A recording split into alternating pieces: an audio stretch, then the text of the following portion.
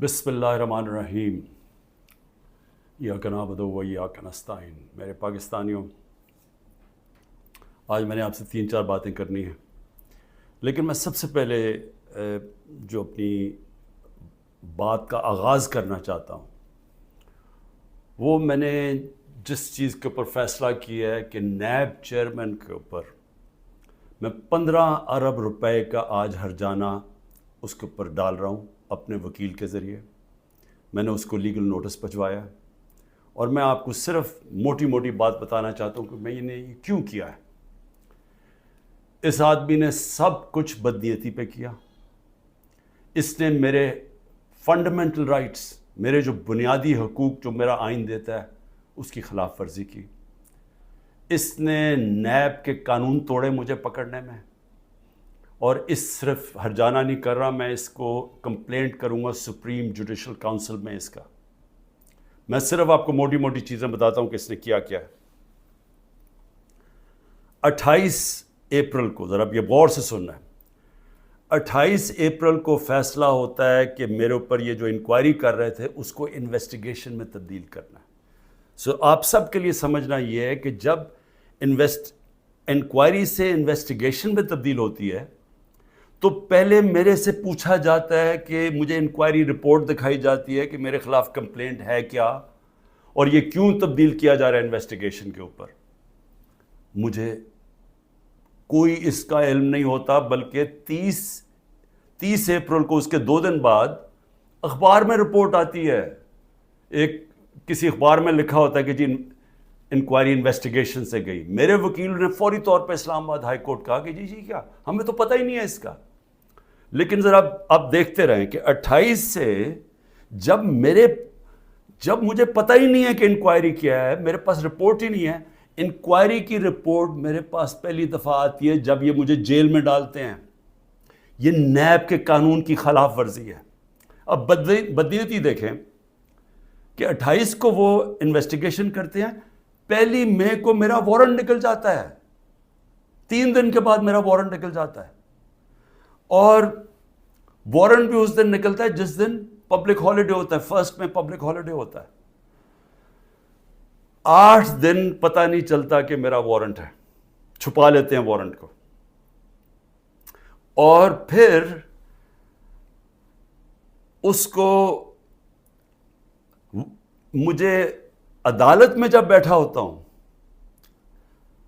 اسلام آباد کی عدالت میں جب بیٹھا ہوتا ہوں تو تب پتہ چلتا ہے کہ میرے اوپر اٹیک ہوتا ہے رینجرز کا۔ پولیس کیوں نہیں؟ رینجرز آپ تب استعمال کرتے ہیں جب کوئی بہت بڑا مجرم ہو، جب کوئی وہ دہشت گرد ہو، یا جب اسے کوئی خطرہ ہو۔ میں تو جب اسلام آباد 9 تاریخ کی صبح کو نکلا تھا، میں نے ویڈیو ریکارڈ کی تھی کہ اگر آپ نے مجھے پکڑنا ہے تو آپ مجھے وارنٹ دکھائیں اور مجھے پکڑ لیں۔ وہ کوئی ڈرامے نہ کریں جو میرے گھر پہ باہر آ کے انہوں نے کیا۔ اس کے باوجود رینجر سے مجھے پکڑا، توڑ پھوڑ کی گئی، میرے سر پہ ڈنڈا لگا، لوگوں کو مارا، خون نکلا لوگوں کے۔ سٹاف جو تھا اس کو انہوں نے مارا، جو وہاں بیچارہ رجسٹری آفس کا سٹاف تھا۔ اور پھر جس طرح مجھے وہ لے کے گئے، ساری دنیا میں وہ تصویریں گئیں کہ جس طرح کوئی کوئی مجرم کو، دہشت گرد کو پکڑ کے لے کے جا رہے ہیں۔ یہ سارا نیب چیئرمین کے آرڈرز کے اوپر ہوا۔ اب یہ دیکھیں، سیکشن 24 جب آپ اریسٹ وارنٹ کرتے ہیں نیب میں، تو یہ 4 چیزیں ہونی چاہیے آپ کو اریسٹ کرنے سے پہلے، کہ یہ 4 وجوہات ہونی چاہیے جس کی وجہ سے وہ آپ کو اریسٹ کرتے ہیں۔ نمبر 1 کہ بار بار مجھے نوٹسز گئے اور میں اس کا جواب نہ دوں۔ مجھے نوٹس ہی نہیں کسی نے بھیجا تو میں جواب کیا دیتا؟ تو پہلا غلط۔ دوسرا کہ میں مفرور ہوں، کہ میں بھاگا ہوا ہوں۔ میں عدالت کے اندر بیٹھا ہوا، میں مفرور کیسے ہوں؟ میں تو ہائی کورٹ کے اندر بیٹھا ہوا تھا، وہ بھی غلط۔ تیسرا کہ میں ایویڈنس کو چینج کر رہا ہوں۔ ایویڈنس ساری گورنمنٹ کے پاس پڑی تھی، القادر کی ساری ایویڈنس، یا وہ NCA والی، وہ ساری ان کے کیبنٹ پہ پڑی تھی، اور یا انہوں نے ساری القادر کی ساری چیزیں منگوا لی تھی، وہ ان کے پاس پڑی تھی۔ تو میں نے ٹیمپر کیسے کرنا تھا؟ یعنی میں نے اس کو چینج کیسے کرنا تھا، تبدیل کیسے کرنا تھا؟ اور پھر بار بار ایک چیز کرتا جائے آدمی، ریپیٹ کرتا جائے ایک جرم، پھر اٹھاتے ہیں۔ تو ان چاروں میں سے بتائیں کہ کون سی میں نے غلطی کی تھی جو مجھے انہوں نے ایک دہشت گرد کی طرح جس طرح مجھے انہوں نے اٹھایا ہے، یہ چاروں ایک پوائنٹ بھی نہیں میٹ کر رہا تھا۔ اس کے علاوہ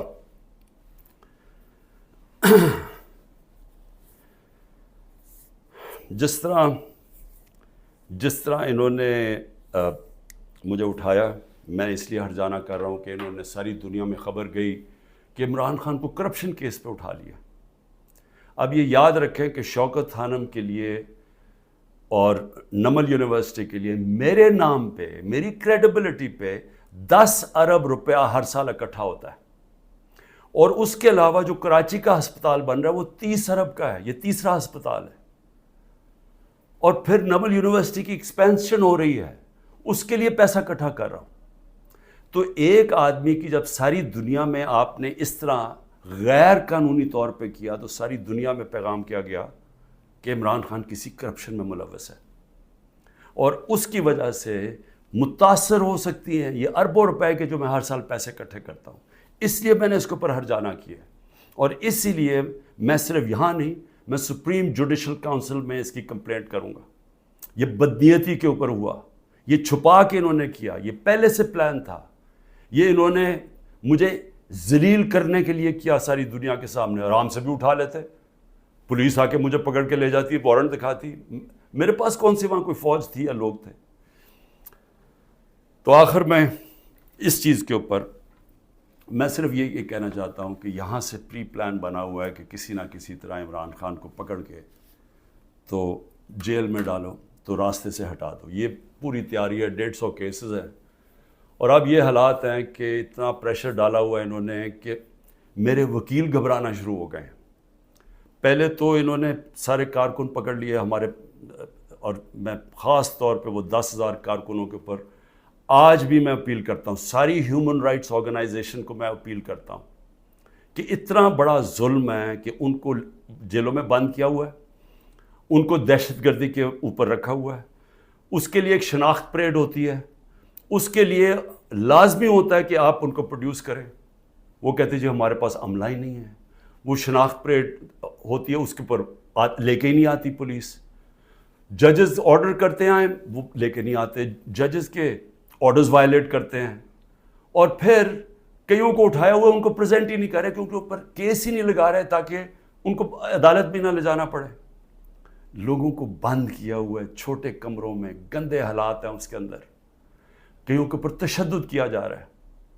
میں سارے پاکستان کے اندر دیکھیں، میں اس وقت سب پاکستانیوں سے اپیل کرتا ہوں کہ یہ جو ہو رہا ہے یہ یاد رکھیں کہ یہ ملک کو ادھر دھکیلا جا رہا ہے، وہ اس ملک کے اندر نفرتیں پیدا کی جا رہی ہیں، ایسی نفرتیں پھٹتی ہیں ملک میں۔ جب تک ایک پولیٹیکل پارٹی منظم رہتی ہے، ہم کوئی کسی قسم کا ہم نے آج تک 27 سال میں انتشار نہیں کیا۔ 9 مئی کو میں پھر سے رپیٹ کرتا ہوں کہ سب کنڈیم کرتے ہیں، سارے، کوئی پاکستانی نہیں ہے جو وہ سمجھتا ہے کہ جو جلانا کیا، جو آرسن کی گئی، جو بلڈنگ جلائی گئی، یہ خاص طور پہ یہ جو کور کمانڈر کا گھر، سب اس کی مذمت کرتے ہیں۔ لیکن کیا کوئی تحقیقات انڈیپینڈنٹ نہیں ہونی چاہیے؟ اور کیا کوئی یہ نہیں کوئی آج تک کسی سے پوچھا کہ جو 25 لوگوں کو ڈائریکٹ گولیاں ماری گئی تھیں، نہتے لوگوں کو، کیا ان کو کوئی والی وارث نہیں ہے؟ کوئی پوچھے گا نہیں کہ انہوں نے کیا غلطی کی تھی؟ سب نہتے تھے، سب جو مارے گئے ہیں۔ یہ حالات ہیں آپ کے اتنا خوف پیدا کر دیا ہے کہ وہ لوگ سامنے ہی نہیں آ رہے۔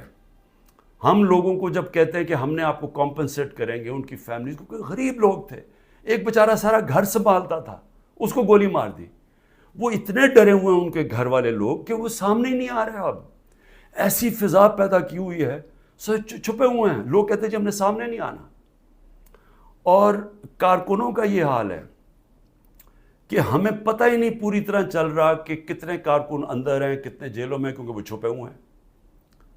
ہمیں یہی نہیں پتہ چل رہا کہ اصل میں کتنے لوگوں کو اس دن گولیاں لگی تھیں، کیونکہ ہمارے کارکن باہر ہوں گے تو بتائیں گے کیا، باقی یا چھپے ہوئے ہیں یا وہ جیل میں ہیں، اور جیل میں برے حالات کے اندر رکھا گیا۔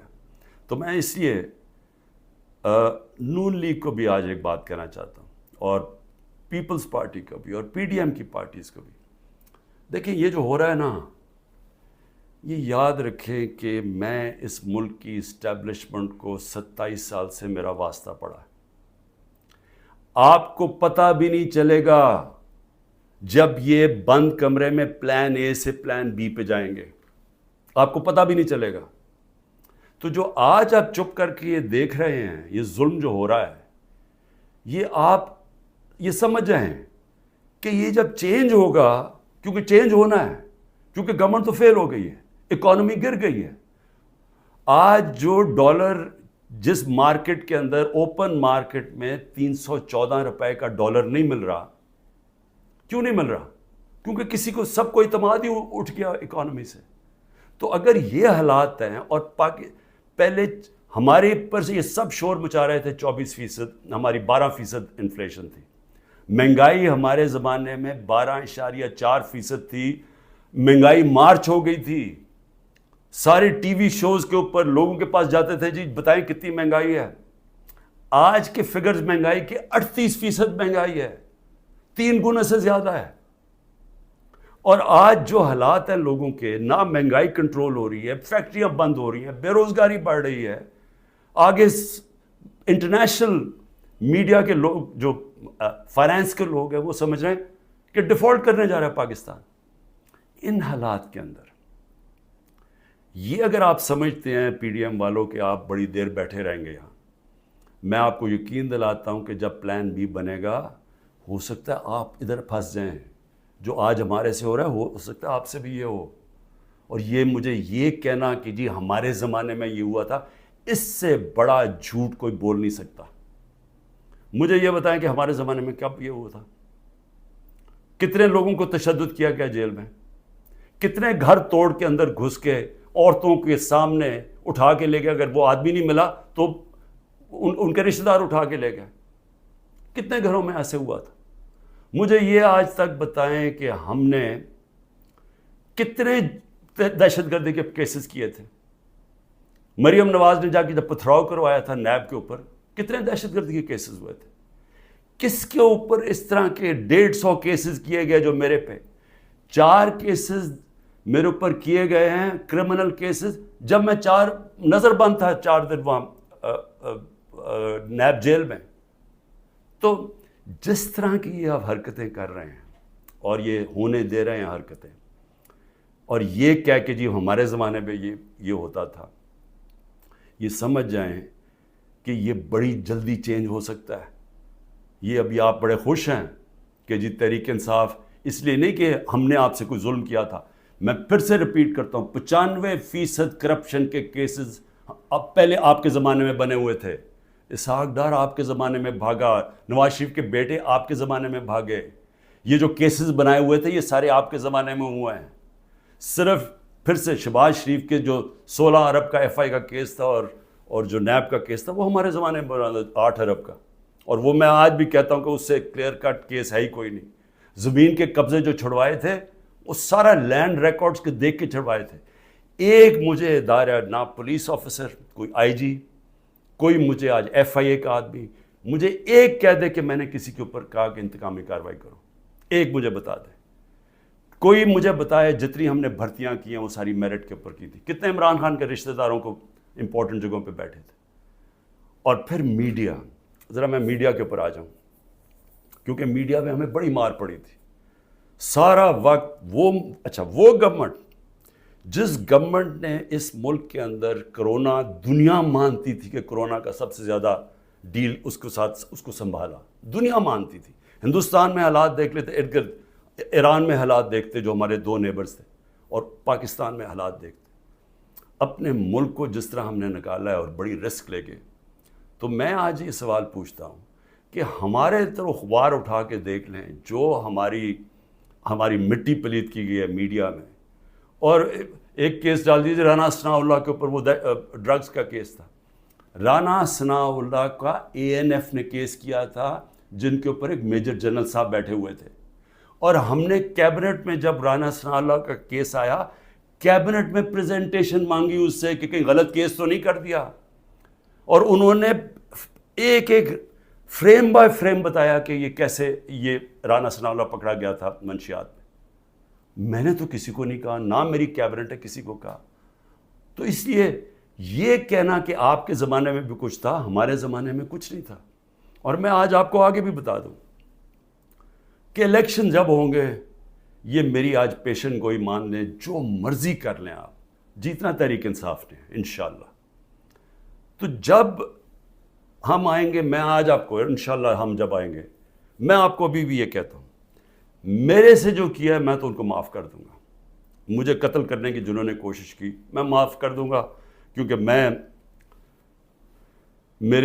جو امتی ہوں وہ نبی صلی اللہ علیہ وسلم کا ہوں، اور انہوں نے اپنی ذات کے اوپر ہمیشہ معاف کر دیتے تھے. تو میری ذات کے اوپر جو بھی چیز ہے میں معاف کر دوں گا. جو میرے گھر میں ہوا، میری بیوی اکیلی گھر میں، جس طرح گھر میرا توڑا گیا باہر سے، جس طرح اٹھا کے لے گئے، مارا لوگوں کو میرے گھر میں آ کے، میرے گھر کے اوپر جو حملے کیے گئے، جب میں تو معاف کر دوں گا.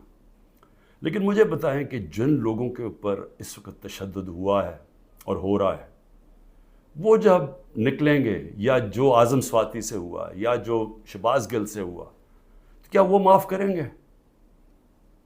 کیا یہ جو عمران ریاض کو اٹھایا، یا جو ارشد شریف، یہ جس طرح اس کی کیا فیملی معاف کرے گی؟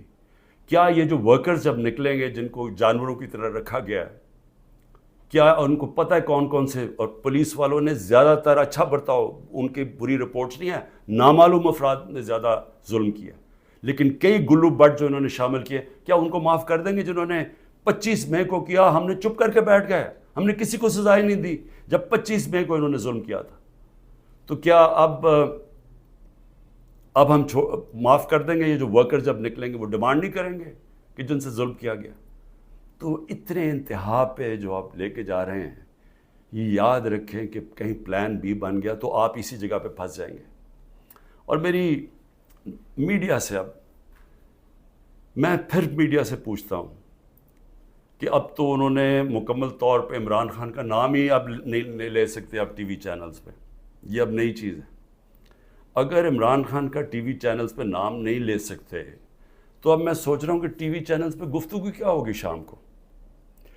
میں اور بھی سوچ رہا ہوں کہ اس کا مطلب مریم نواز کی تو اب تقریریں دکھائی نہیں سکیں گے، کیونکہ اس کی تقریر ہی ختم ہو جائے گی اگر اس میں عمران خان کا نام نہ ہوا. یعنی اس طرح سے کیا ملک میں کیا لوگ اتنے بیوقوف ہیں کہ اگر آپ یہ نہیں کریں گے تو اس سے وہ بھول جائیں گے لوگ P T I Imran Khan کو. میں پھر سے آپ سے کہتا ہوں کہ یہ جو لوگوں سے کیا جا رہا ہے، ہمارے لوگوں سے جو میرے سے کیا جا رہا ہے، میں اپنا اس لیے نہیں زیادہ بات کرتا کہ ٹھیک ہے میں تو تیار ہوں ہر چیز کے لیے. پہلے تو رانا ثناء اللہ کہتا ہے کہ عمران خان کی جان کو شدید خطرہ ہے، ٹی وی پہ جا کے کہتا ہے. پھر میرا جو انچارج تھا کرنل عاصم یہاں کا سیکیورٹی کا، وہ غائب ہو جاتا ہے. جو گاڑیاں جو پروٹیکشن دینے والی جو بلٹ پروف ہیں، وہ سوائے ایک کے باقی ساری وہ 3 جو گاڑیاں تھیں وہ غائب ہو جاتی ہیں، ان کو پکڑ کے امپاؤنڈ کر لیتے ہیں. پھر ارد گرد اس وقت جو ہمارے قریب تھا اس کے پر وارنٹ نکال دیے. تو یہاں خالی پڑا ہوں، میں اکیلا بیٹھا ہوں، 2-3 ہمارے پاس لوگ رہ گئے. اور پھر آتے ہوئے اب لوگ ڈرتے ہیں کیونکہ اگر کوئی یہاں آئے گا تو ان کو ڈر ہے کہ باہر کوئی انفارمنٹس پکڑے جائیں گے، تو وہ بھی آئسولیٹڈ ہوں، وکیل صرف آ سکتے ہیں. لیکن میرا سوال یہ ہے کہ کیا اس سے میں پیچھے ہٹ جاؤں گا؟ اور پھر جو حربے استعمال کیے گئے، مجھے بڑا افسوس ہوا کہ رات میری بھانجی کا خامد، جس کا کوئی تحریک انصاف سے تعلق نہیں ہے، اس کا جو باپ اور فیملی وہ ساری نون لیگ میں ہے، اس کو کل رات اٹھا کے لے گئے. تو ایک بہن کے گھر میں چھاپے مارے ہیں انہوں نے گھر جا کے. تو یہ جو ساری حرکتیں ہیں، کیا اس سے عمران خان پیچھے ہٹ جائے گا؟ اور پھر میں نے ایک کمیٹی بنائی جس میں پرویز خٹک اور اسد کیسر تھے. ان کو دعوت ملی جی کہ ہاں اسٹیبلشمنٹ سے کیا ہے ہمارے سے بات چیت کریں. وہ ادھر جاتے ہیں، ادھر ان کو سیف ہاؤس میں بٹھا لیتے ہیں. وہ بھی جب تک مجھے خبر آ رہی ہے ابھی وہ سیف ہاؤس میں بیٹھے ہوئے ہیں. انہیں کہہ رہے ہیں کہ تب آپ کو ہم چھوڑیں گے جب آپ یہ کہیں گے کہ ہم تحریک انصاف سے ہم اس کو چھوڑیں، تحریک انصاف اور عمران خان کو. تو اصل میں یہ جب آپ یہ حرکت یہ جو کر رہے ہیں، کیا آپ کو سمجھ ہے کہ آپ لوگوں سے کیا پوچھ رہے ہیں جب آپ کہتے ہیں کہ آپ تحریک انصاف سے علیحدہ ہو رہے ہیں؟ کیا اندازہ ہے کہ یہ کہہ کیا رہے ہیں آپ یہ کہہ رہے ہیں کہ آپ پالیٹکس چھوڑ دیں، کیونکہ جس وقت جو اس وقت تحریک انصاف کو چھوڑے گا، یہ میں آج آپ کو رائٹنگ میں دے رہا ہوں کہ اس کو لوگوں نے ووٹ نہیں ڈالنی، تو جو ہمارے سارے لوگ اتنی مشکلوں کے باوجود ہمارے ساتھ کھڑے ہیں، نظریاتی طور پہ بھی کھڑے ہیں، وہ جو ظلم ہو رہا ہے اس کے اوپر بھی وہ لوگ کھڑے ہو گئے کہ نہیں ہم نہیں جاتے، لیکن ان سب کو یہ بھی پتہ ہے کہ جو چھوڑے گا اس کی اس وقت پالیٹکس ختم ہو جائے گی۔ تو یہ جو ان دونوں کو، ہمارے سینئر لوگوں کو، میں نے تو اس لیے کہا تھا کہ بات چیت شروع کریں گے، وہ بات چیت کرنے گئے ان کو ہی بٹھا لیا، تو اس کا مطلب کہ بات چیت نہیں کرنا چاہتے ہیں۔ اس کا مطلب یہ کہ یہاں فیصلہ ہوا ہے بند کمروں میں کہ پارٹی کو ختم کرنا ہے، عمران خان کو اکیلا کر دینا۔ عمران خان اکیلا ہو چکا ہے، عمران خان کے ارد گرد اب کوئی بھی نہیں ہے، نہ میں کسی کو ٹیلی فون کر سکتا ہوں، نہ میں کسی سے بات کر سکتا ہوں، کہ سب چھپے ہوئے ہیں، یا جو میری سینئر لیڈرشپ ہے ان سے مشاورت نہیں کرتے، وہ سارے جیل میں ہیں، یا انہوں نے کہا کہ ہم جی پیچھے ہٹ رہے ہیں، ہم پالیٹکس سے پیچھے ہٹے۔ تو کیا میں سوال یہ پوچھتا ہوں کہ چلیں عمران خان کو تو آپ نے آئسولیٹ کر دیا، کیا یہ پاکستان میں اس کی بہتری ہو رہی ہے؟ یہ ہمارا ملک کے لیے بہتر ہے؟ ہماری جو اکانومی بیٹھتی جا رہی ہے، جو غربت بڑھتی جا رہی ہے، بے روزگاری بڑھتی جا رہی ہے، مہنگائی بڑھتی جا رہی ہے، کیا یہ اس سے ٹھیک ہو جائے گی؟ کیا اندازہ نہیں کہ یہ جو بھی سوچ رہے ہیں، جو بھی یہ سوچ ہے اس کے پیچھے، کیا وہ آگے پاکستان کا بھی سوچ رہے ہیں؟ ایک پارٹی جو ملک کی فیڈرل پارٹی ہے، جو اس وقت سارے صوبوں کے اندر ہے اور سب کو اکٹھا رکھ سکتی ہے، جب اس پارٹی کو توڑنے کی کوشش کی جا رہی ہے اور اس کے لیڈر کو ختم کرنے کی کوشش کی جا رہی ہے، کیا یہ پاکستان میں اس کی بہتری ہے؟ ہمارے ملک کی بہتری ہے اس میں؟ کیا ہم یہ نہیں سمجھتے کہ کوئی اسٹیبلشمنٹ آج تک ملک کو اکٹھا نہیں رکھ سکی، جو ہماری طرح کا ملک ہو، جدھر مختلف صوبے ہوں، مختلف زبانیں ہوں؟ جب جس طرح کے یہ حالات کیے جا رہے ہیں، یہ پاکستان سے دشمنی ہو رہی ہے، کیا عمران خان کو اب غدار کہہ کے وہ مان جائے گی؟ لوگ غدار قوم مان جائے گی؟ کیا اندازہ نہیں ہے کہ پبلک اوپینین ہوتا کیا ہے؟ میں گراؤنڈ پہ، میں نے 27 سال گراؤنڈ سے پارٹی بنائی ہے، میں نے کبھی کسی کو ڈیڈی کہہ کے کسی کی ڈکٹیٹر کی کیبنٹ میں نہیں بیٹھا 8 سال پہلے اور پھر پالیٹکس میں آیا، یا میں کسی کی چھت کے اوپر سریے لگاتے لگاتے میں چیف منسٹر نہیں بنا، میں نے زیرو سے پارٹی شروع کر کے یہاں پہنچا ہوں۔ میں پبلک اوپینین کو جانتا ہوں، جس نے پبلک اوپینین کے اوپر آیا پاور میں، وہ جانتا ہے، وہ سمجھتا ہے۔ میں اس لیے آپ کو کہہ رہا ہوں کہ یہ جو آپ کر رہے ہیں، اس سے پارٹی کمزور نہیں، پارٹی طاقتور ہو رہی ہے، کیونکہ پبلک جڑتی جا رہی ہے اس کے ساتھ، اور لیکن کمزور پاکستان ہو رہا ہے، ہمارے ملک کو کمزور کیا جا رہا ہے۔